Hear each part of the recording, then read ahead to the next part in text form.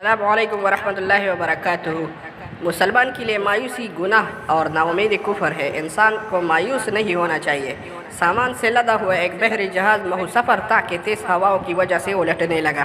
قریب تھا کہ جہاز ڈوب جاتا۔ اس میں موجود تاجروں نے کہا بوجھ ہلکا کرنے کے لیے کچھ سامان سمندر میں پھینک دیا جائے۔ تاجروں نے مشورہ کر کے طے کیا کہ سب سے زیادہ سامان جس کا ہوگا وہی پھینک دیا جائے گا۔ جہاز کا زیادہ تر لوڈ ایک ہی تاجر کا تھا۔ اس نے اعتراض کیا کہ صرف میرا سامان کیوں سب کی مال میں سے تھوڑا تھوڑا پھینک دیتے۔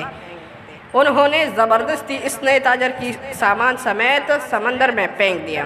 قدرت کی شان کی سمندر کی موجیں اس کے ساتھ کھیلنے لگی۔ اسے اپنی ہلاکت کا یقین ہو گیا۔ جب ہوش آیا تو کیا دیکھتا ہے، لہروں نے اسے ساحل پر پھینک دیا۔ یہ ایک غیر آباد جزیرہ تھا۔ جان بچنے پر اس نے رب کا شکر ادا کیا، اپنے سان سے بحال کی۔ وہاں پڑی لکڑیوں کو جمع کر کے سر چھپانے کے لیے ایک جھونپڑی سی بنائی۔ اگلے روز اسے کچھ خرگوش بھی نظر آئے۔ اس نے ان کا شکار کیا اور گزر بسر کرتا رہا۔ ایک دن ایسا ہوا کہ وہ کھانا پکا رہا تھا۔ اس کی جھونپڑی میں آگ لگ گئی۔ اس نے بہت کوشش کی مگر آگ پر قابو نہ پا سکا۔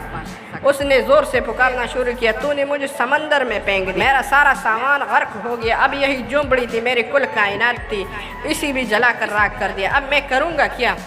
یہ سب شکایتیں وہ اپنے رب سے کرتا رہا کہ یہ شکوہ کر کے وہ خالی پیٹ سو گیا۔ صبح جاگا تو ایک عجیب منظر دیکھا کہ ایک کشتی ساحل پر لگی ہوئی، ایک ملاح اسے لینے آیا۔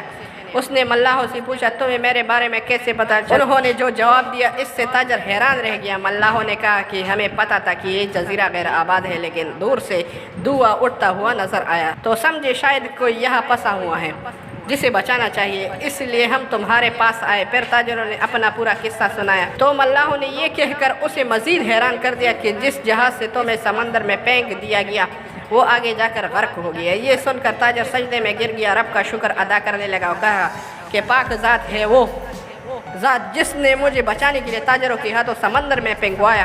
اپنے بندوں کے بارے میں وہی زیادہ جاننے والا ہے۔ حالات جتنے بھی سخت ہو جائے اللہ کی رحمت سے مایوس نہ ہونا چاہیے، ہر حال میں اپنے رب پر بھروسہ رکھیے۔